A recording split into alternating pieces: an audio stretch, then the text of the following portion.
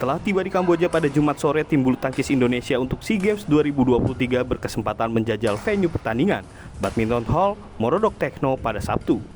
Secara umum, Chiko Wardoyo dan kawan-kawan tidak menemui kendala berarti. Meski terbilang cukup kecil, kondisi lantai lapangan dan angin cukup baik.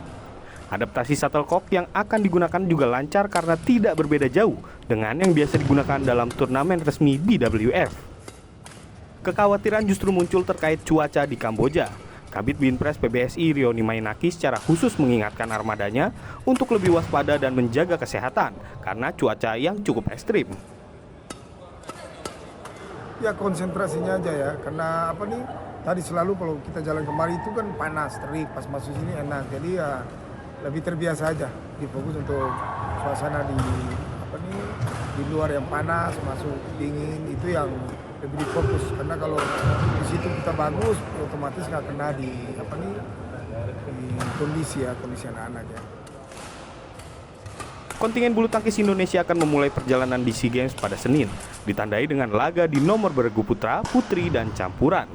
Adapun pada SEA Games Kamboja, PBSI menargetkan minimal 4 medali emas mampu diboyong ke tanah air.